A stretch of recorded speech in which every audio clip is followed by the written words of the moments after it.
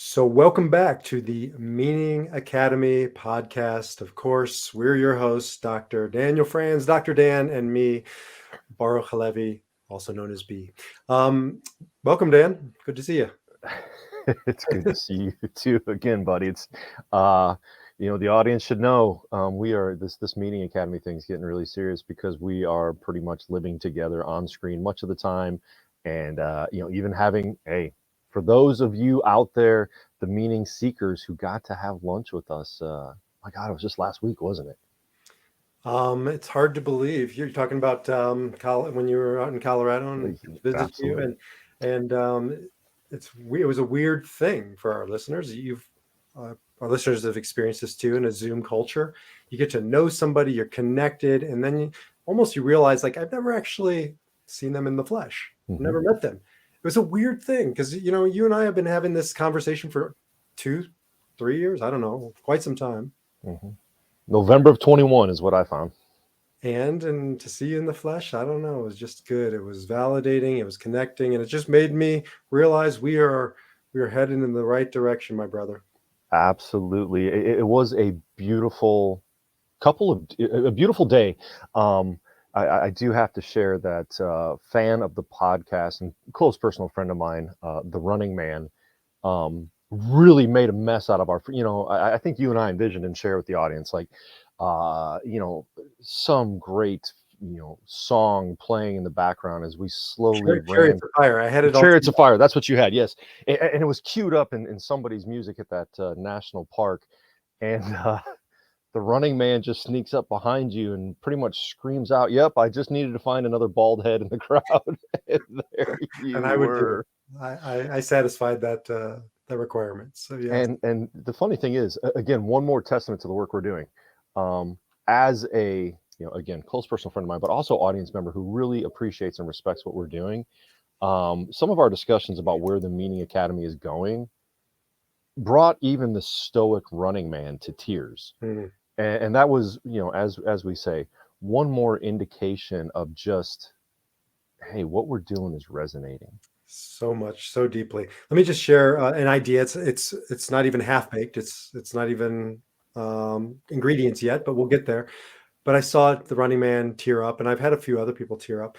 A Meaning Academy, Viktor Frankl Meaning Academy trip, right? Going to Vienna, the birthplace and the origins of Dr. Viktor Frankl, then going through the camps, the concentration camps, and experiencing his work, exploring it, studying it there, having conversations, then taking that, going to Israel, the Jewish homeland, and what the Holocaust hinged around, and Mm-hmm. taking these messages of desperation to inspiration. These are the types of things we were exploring, brainstorming, talking about. But when those types of things can bring grown men to tears, you're in heart space, and that this is just good. Yeah, just the idea of it, bringing somebody to tears. What an amazing impact it can have on somebody's life to truly, right? To more than just read these ideas or listen to them, but to truly touch them. Yeah. I know personally. I mean, my as we were saying, my experience coming out to visit you last week. I mean, absolutely life changing, groundbreaking. The idea that we live in this Zoom culture and think we can communicate, and we do communicate well through it, is great. But it's nothing like actually being with somebody, being in their space, just being with them, or being in a location. So, I think first we continue to build this amazing tribe. I know our meeting mastermind yesterday had a huge turnout. We had a great conversation, and eventually we'll continue to put together the courses that people want to learn about. Yeah. And I know we have ideas. I will look for any excuse to come back out to Colorado. But what a great opportunity! What a great idea to invite more listeners to come and hang out with us for a retreat or an exchange of ideas. Well, just so our listeners know, that's our model for the Meaning Academy, is to have a hybrid where we can do daily, weekly stuff together online, and we will have periodic retreats, many places, not the least of which is Colorado, where I'm based, and the Meaning Academy is technically housed. And so we'll have this hybrid of back and forth because it's the world we live in. It's the best of both worlds. So stay tuned for more. Also, for those listening, the Meaning Mastermind really is the place to start. We've set it up so that it's a no-brainer. All you do is you go to themeaningacademy.com or themeaningacademy.org. Either one will get you there. And you just scroll down, you'll see Meaning Mastermind. You click the button, you'll put in your name, you get a Zoom information. It's complimentary. It's every Thursday, 12 o'clock Pacific, 3 o'clock Eastern.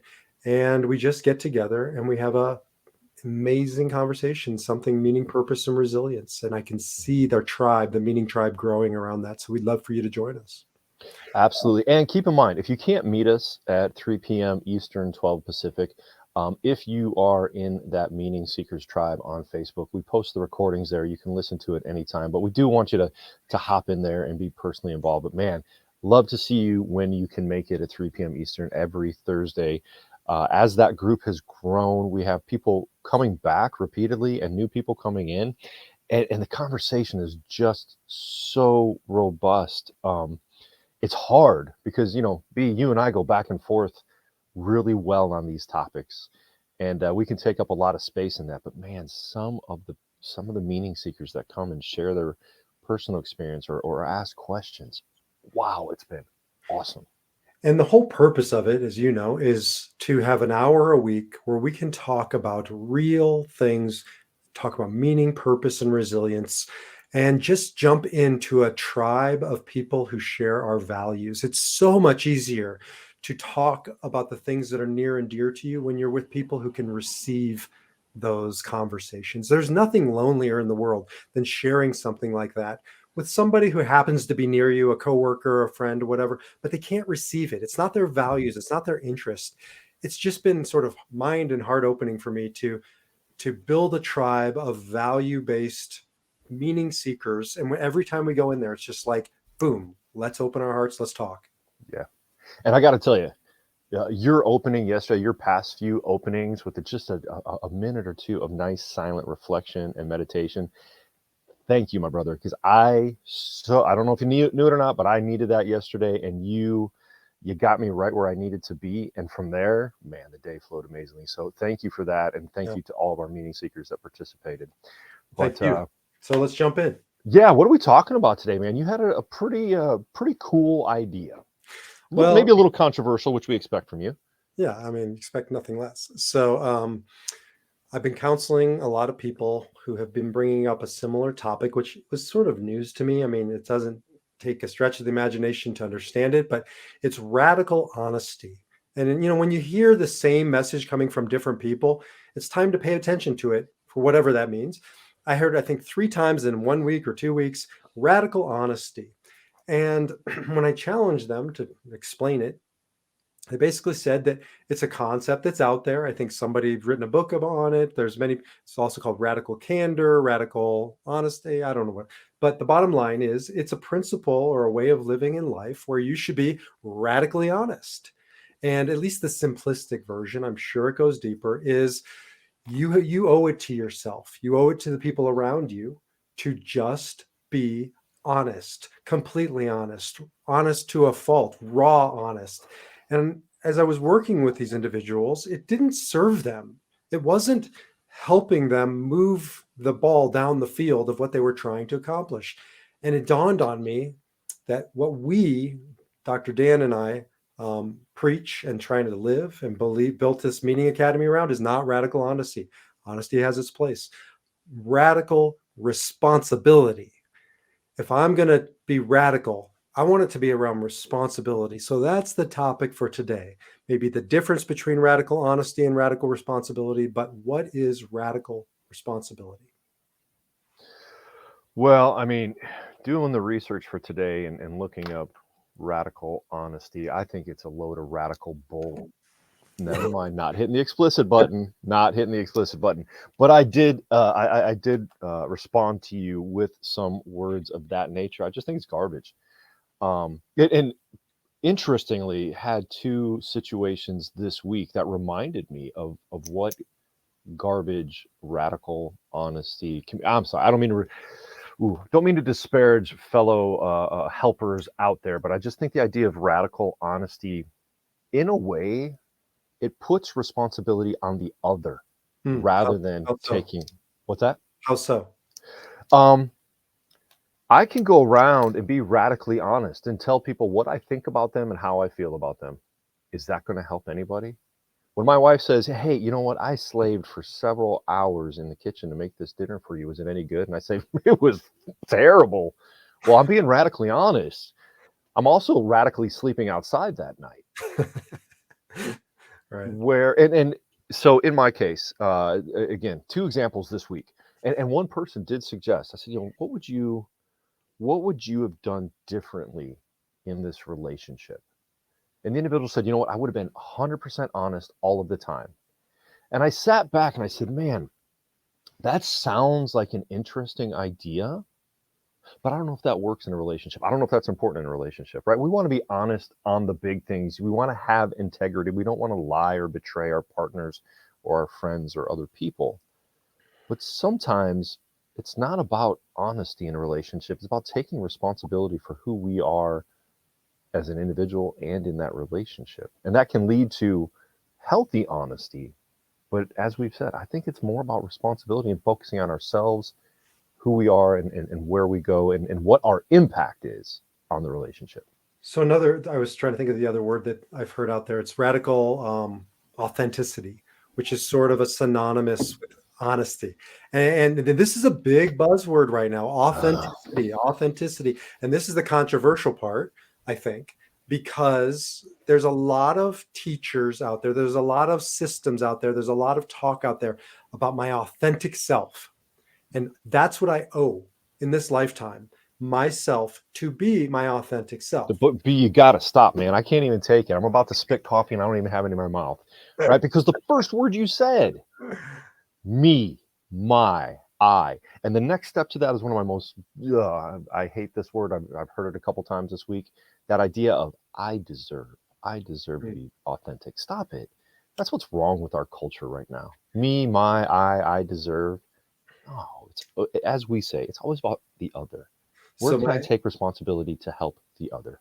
So I've shared one of my teachers in rabbinical school was Dennis Prager, Mm. and he said once, so let me get this straight, because if you want to be authentic, right, then don't shower. Your authentic smell. That, don't use deodorant, don't shower. Like, that's your authentic smell. And if you show up at my house with your authentic smell, not having gotten rid of it, you're not welcome here. And why is that any different than my authentic needs, my authentic desire, Ariella, is to, share my love with the world. You can translate that any way you want. She would say what your wife said, goodbye, radically kicking me out, because we're not animals, right? We're not here for base needs and desires. Does it mean we should hide who we are? To some degree, yeah. I don't believe we are here to be radically transparent, radically authentic, radically honest at the expense, as you're saying, Dan, of other people's well-being, of other people's needs, of other people's expectations. And I'll come back to of our responsibilities. I couldn't agree with you more, right? When we focus on responsibility and our ability to respond in a healthy, meaningful, purposeful, resilient way, we improve ourselves, we improve our situation, we improve our relationships, and that can't help but improve those around us, our communities, etc. But this idea, I agree. We've become a selfish culture. Okay, so let me be Go devil's ahead. advocate and represent some of the voices out there I know I can hear, and little piece of me agrees with this. I'm going to defend radical authenticity. I don't know about honesty, but radical authenticity. Are you a couple of white guys, or a white guy and an off-white guy? Are you going to be telling us that we should go back into the closet? And there's thousands of closets, right? There's sexual closets, there's gender closets, there's identity closets, there's all kind. Because that's my authentic self. My authentic self is to share whatever I want, whenever I want. Why? Right? Why are you telling me to go backwards? Well, again, that idea of my authentic self is to share whatever I want whenever I want. No, it's not. Authenticity is being you. Responsibility is respecting those around you, right? Appreciating those around you, recognizing their needs, and having a balance between the two. I feel this authenticity idea has gone too far, that if everybody's walking around saying it's all about me, then we're not worried about others. We're not concerned about others. And when we're not concerned about others, we're not taking care of our tribe. And when we're not taking care of our tribe, I don't care if it's modern human beings today or 1,000 or 10,000 years ago. When you don't take care of the tribe falls apart, and we have nothing. And also, the other thing is there's a sort of a Puritan thing that's happened in more of the self-helpy new age place space. And that is, you know, but I shouldn't do something if I'm not in alignment, if it's not true, if the intention isn't there, which is garbage. Because anybody who has kids knows they don't care why I take them to Chuck E. Cheese or your place of, wherever they want to go. They don't care if I want to be there. They don't care if my intention is I'd rather be at the ball game, but I'm going to take the kids there because that's what they want. They want to go to Chuck E. Cheese. They want you to be at the birthday party, whatever it is. Intention, authenticity isn't the issue in that situation. My authentic self would take me, to the casino. I don't know, wherever I want to go, but I have a duty. I have to sacrifice some of my authenticity. And that's, I think, what we're getting to, responsibility. I think responsibility is often about sacrifice. Healthy relationships, healthy marriages, healthy friendships are about sacrifice. And I think we have authenticity can be as well when we recognize the importance there. But I think in both of these things, when we reflect too much on the I, we miss the we miss those around us. And that is destructive. Side note, I didn't realize Chuck E. Cheese is here in the Midwest. It's out there in Colorado. And I even had an individual I was talking to yesterday in Vermont. That rat is everywhere, terrifying kids of all ages. I think its heyday is over, but still, it's still around, still plugging along. Yeah, I really, I think that authenticity is one of these words where I'm not sure how to measure it. Like, I'm not sure what that means. Authenticity, my authentic self. What is that? Who exactly? It changes. Like, I can't pinpoint it. Responsibility, you know it. You know when you have a responsibility. You certainly know when you have failed a responsibility. It's one of these things where I don't need to work that hard to really know my responsibilities. Yeah, I agree. We have a responsibility to take care of ourselves so that we can take care of our families and we can take care of our communities. Those are things like, who wouldn't rather be sitting on the couch watching TV or doing what, right? Whether it's I've come across many men who've fallen into this trap. I want to exercise. So that's me taking care of myself. I need to do that. But when it goes from, an hour or 2 hours or 3 hours a day, forsaking family and their needs, that's not responsible. And it's maybe taking care of yourself, but it's not taking care of anybody else, right? It's that idea of, when we reflect too much on ourselves being authentic and what I need, we miss out on others. It isn't to say that we don't have a sense of self. It isn't to say that we shouldn't put ourselves first. We, look, sometimes I tell people, especially in my world, Enneagram 2s, the helper, the nurturer, the giver, give. It's better to give than receive. That's not true. It's unsustainable. That's a depletion model. It's better to give and receive. And there's times when the responsible thing to do is to say no, is to say I need to go to the gym because I need to be in health and wellness so I can be sustainable and give to you more. So it isn't to say that you shouldn't have a sense of self and a duty to self and the ability to say no and lose yourself, God forbid. It's to say that responsibility is the litmus test. Yeah. Yeah. And I think with that litmus test is balance, is the yin yang, is the chaos and order of making these decisions. Because every one of these, yes, we need to be authentic, maybe not radically authentic, But if we're authentic and responsible, we're taking care of ourselves and others. An example from a few weeks ago, Monday was my time to go work out. Well, it was golf, but it was my time to get out there and golf. My daughter, out of nowhere, Monday at noon, as most teenagers do, hey, by the way, this is my awards ceremony for my tennis team, my senior year in high school. Well, if I was radically authentic, I would have been out there, with my bag of clubs on the golf course and taking care of me and what my needs were. I could have even argued, well, being radically authentic is you told me late and I can't plan around that, so that's on you. That's Being right. radically honest, I would have said, I'm really kind of annoyed, so we don't have to hit the explicit button, really kind of annoyed that you told me late and I don't want to do this, so I'm going to go golf.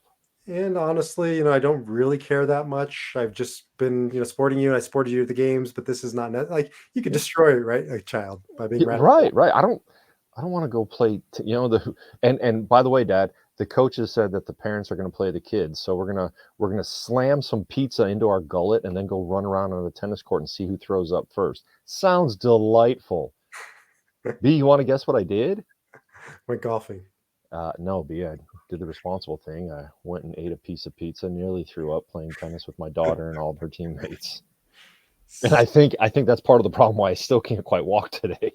So I think that this idea of responsibility isn't shocking. Yeah. I want to talk about the radical piece because in this day and age, it almost feels like this conversation is almost countercultural. It almost feels like I'm going to get a Brene Brown fan, or I'm going to get one of these other great teachers out there. But I know the people who talk about authenticity, and we're going to get a kind of a challenging, if not nasty, email about denigrating authenticity and raising up responsibility. It just doesn't feel like responsibility is in vogue.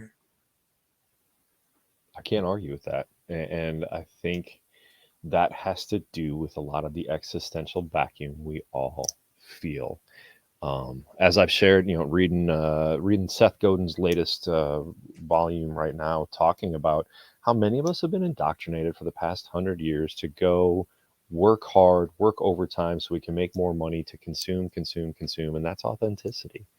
And with that, we've lost responsibility. We've lost balance in our lives of, do I really need to work that much extra so that I can have that much extra so I can consume that much extra?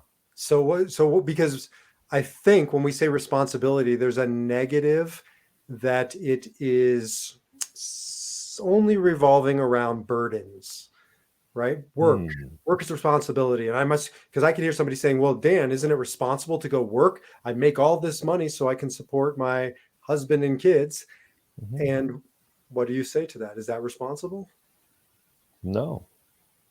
How come? Don't work. No, I'm kidding. Right? Of course it is. But it's responsible to have a balance. We live in a workaholic culture many of the time. You and I both know that. We've been subject to that. I know I've engaged in it only to realize, wow, that was really stupid. I didn't need to go do that. I didn't need to chase that money. My kids are perfectly happy.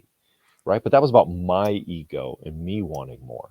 And that was irresponsible, right? I think the counter to that, or along with that, is what some other great podcasters talk about, what other great authors and philosophers today: discipline. Responsibility and discipline go well together, and they can certainly provide balance to our lives. And in my opinion, help us to find a true, authentic self rather than the self that is only focused on the I.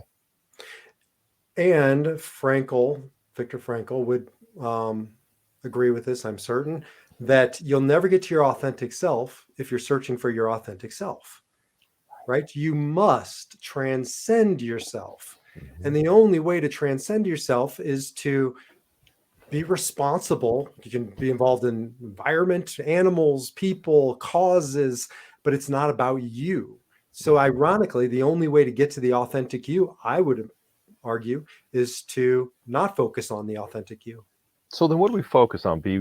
We throw around, you and this Dr. Dan guy throw around this self-transcendence nonsense so much. What does that mean? That doesn't sound authentic. Is it authentic? I don't think it is authentic. I think,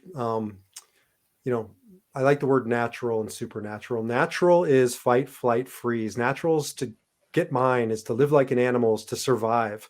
And I don't believe we're here to be natural. I think as a parent, my entire job is to get my kids to stop being natural, right? Because they're little slobs and pigs, and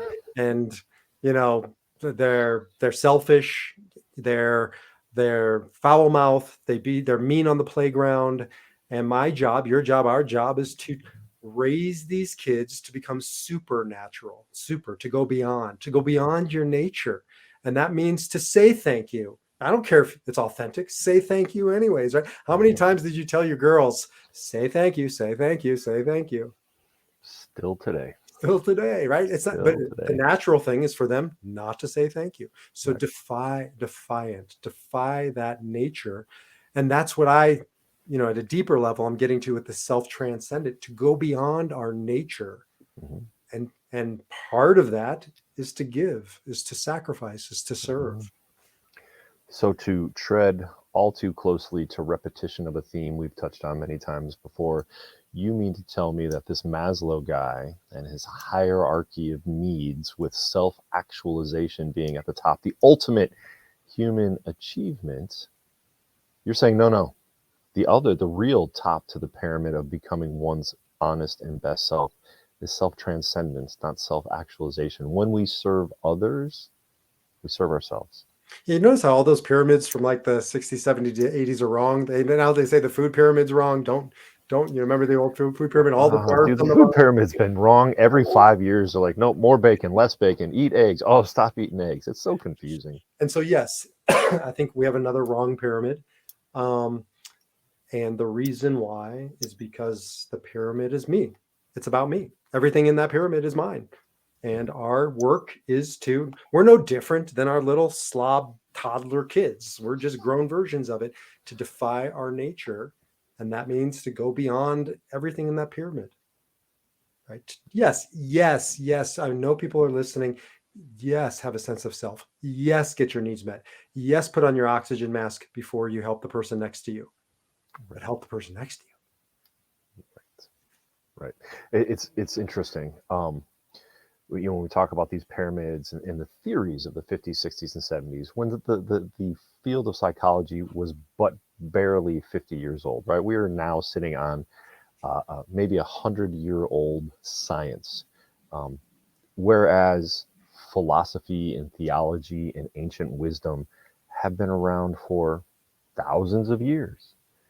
If we learn to balance, I keep using that word, sorry, but if we learn to take from both of those, and our friend Jordan Peterson's a great example of this, right? Studying ancient myths and theology to bring out the psychology of it, to say, wow, some of these theories go back thousands of years. And one of the ones you will continually find is take care of others and yourself. Not take care of yourself. Everybody that's ever focused only on themselves eventually winds up getting burned. But when you take care of the tribe, when you take care of the community, when you take care of your family, you grow, you evolve, and the myths will tell you there are rewards at the end of that. One little thing for the running man, he likes my biblical trivia. And that is that there's no concept of personal covenant in the Bible. There's when the Israelites are presented with the covenant, it says Na'aseh v'nishma, which means we will enter this agreement. Right? We, first person plural. There's a we component to covenant. And whether it's two people under the wedding canopy getting married, whether it's a family, whether it's friendships, whether it's communities, right? We have a covenant, a bond, and that brings with it responsibility. If you get married, you're bringing more, not less responsibility into your life. If you want less responsibility, don't commit to another person. But there's something that we intuit as human beings that is a worthy burden. Mm-hmm. I think it's Frankl who talks about, I lived in Israel and lots of arches, lots of ancient Greek arches that are falling apart. How do you make the arch stronger? You put more load on it, not less, because it needs compression. If it doesn't have enough pressure, it will start to crumble. So they strengthen it by putting a heavier load on it. And I feel like that's the magic ingredient of responsibility. That burden, it's counterintuitive, but that burden almost lightens us up, makes us freer. I would, first of all, yes, it was absolutely Dr. Frankel that talked about putting a greater burden on an arch as he talked about neodynamics, or what we call existential dynamics, right? That tension between where we are and what we want to be. And again, not to bring up Peterson again, he talks about the idea of take on your damn burden, right? And many of his, and he says it just that way. We live in a world where we can choose our burden, but for Pete's sake, take that burden. It will make you better. It will make you stronger. It will make you more responsible, more self-actualized, more self-transcendent. When we choose our burden, what we are going to carry, we become better people, healthier people, stronger people. So here's a practical coaching counseling moment for anybody listening, because people, excuse me, have said we want some practical takeaways. Mhm. When I'm counseling people, especially men, midlife onwards, who are facing the kind of typical midlife crisis, which I believe is a midlife opportunity, their natural reaction is oftentimes unburden. Unburdened from a job change, unburdened from a partner, unburdened from roles, responsibilities, duties. And my first point of guidance for them is always try, maybe you will have to leave the marriage. Maybe this needs to be dissolved, but don't dissolve it until you've put more onto the arch, more burden, more responsibility. If that doesn't bear out, sometimes the arch crumbles. It just does. Well, and that's the idea of taking on more self-transcendence. When we try to serve others, especially in an intimate relationship, when we try to be more attentive, more present, more serving of our partners and spouses, it's kind of funny, things improve. Unless there are completely irreconcilable differences. But in all honesty, I would allow a professional to diagnose irreconcilable differences. I would say if you feel it's struggling, if you're in that midlife crisis in your marriage or in your work, to take on more responsibility, to behave more responsibly and see what happens. Because if and when it does come undone, you have no regret. As we said in wrestling, you left it all on the mat. Mm-hmm. Right? It isn't because of neglect. It's because it's not designed properly and it needs to be, exited. But you will live with no regret knowing that I call it the 99% rule. And you see this all the time. One partner gives 99%. The other says, well, they're not all in. So they give 98%, 97, 96. It's this war of attrition. The only way to defy it is to give 100%. And when it doesn't work out, you left it all on the mat. Right. And that is the nature of a healthy marriage and a healthy friendship and a healthy relationship. Sacrifice. When somebody else can't or won't provide their 100%, the other says, I got you. I'll take care of this. Holy cow, B, that's the conversation we just had this week. B, man, I'm sorry, I'm at capacity. I cannot put those PowerPoints together. Don't worry, man, I got you. And when that comes around and you don't have capacity and you can't help out, you're not giving 100%, hey, I got you. That's a healthy relationship. That's what our marriages should look like. That's what our partnership should look like. Sacrifice, self-transcendence, not radical honesty. Hey, B, you're being a slacker, man. Get yourself together, right? That would be radical honesty. That doesn't make for a healthy relationship. And also remember, Dan, take a shower. So the running man is done. We're at that time. I am sure he's ready for the next podcast. So thank you for listening. Thank you to all of us. Let's throw out something, a little tidbit, so that they can respond and send us an email telling us they listened all the way through, because Running Man has done it a few times. Yeah, he has. He actually recommended, when we asked for a movie recommendation, of course, as the Running Man, what did he recommend? What did you recommend? The Running Man, right? Yeah, I don't even know. He's apparently a father as well, because that was a terrible dad joke. So no, I'm gonna make this one really simple. Look, if you've come all the way through, hop on themeaningacademy.com or themeaningacademy.org. It'll take you to the website and sign up to find out more about these meaning masterminds. If you enjoy this passive bit of information B and I throw out every week, you are gonna love sitting in on a meaning mastermind. And you don't have to show yourself. You don't have to participate. You can just turn your video and sound off and listen and see what happens. Or you can jump on in and ask questions and bat some of these ideas around with us.